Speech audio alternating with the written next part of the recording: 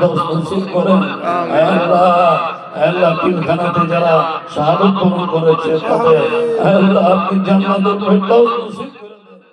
আল্লাহ আমাদের সকলকে আপনি মাফ করেন। বিএনপি চেয়ারপারসন বেগম খালেদা জিয়ার রোগ মুক্তি ও সুস্থতা কামনায় রাজধানীর দক্ষিণখানে দোয়া ও মিলাদ মাহফিল অনুষ্ঠিত হয়েছে। শনিবার আয়োজিত এই অনুষ্ঠানে প্রধান অতিথি হিসেবে উপস্থিত ছিলেন ঢাকা মহানগর উত্তর বিএনপির যুগ্ম আহ্বায়ক এম কফিল উদ্দিন। দোয়া মাহফিলে অশ্রুসিক্ত কণ্ঠে এম কফিল উদ্দিন বলেন, বেগম খালেদা জিয়া বাংলাদেশের গণতন্ত্র রক্ষার আপোষহীন নেত্রী। তিনি আমার প্রাণপ্রিয় মায়ের মতো। তার দ্রুত সুস্থতার জন্য সকলের কাছে দোয়া চাই।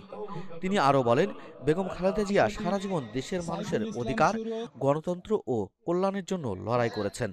বর্তমানে তিনি গুরুতর অসুস্থ হওয়ায় দলীয় নেতাকর্মীদের পাশাপাশি দেশের সর্বস্তরের মানুষের কাছে দোয়া প্রার্থনা করেন। এম কফিল উদ্দিন বলেন, আপনাদের দোয়া ও ভালোবাসায় আমাদের নেত্রী সুস্থ হয়ে আবারও আমাদের মাঝে ফিরে আসবেন ইনশাআল্লাহ। দোয়া মাহফিলে সভাপতিত্ব করেন দক্ষিণখান থানা বিএনপির সাবেক সিনিয়র যুগ্ম সাধারণ সম্পাদক হাজী মোহাম্মদ মাসুদ মিয়া।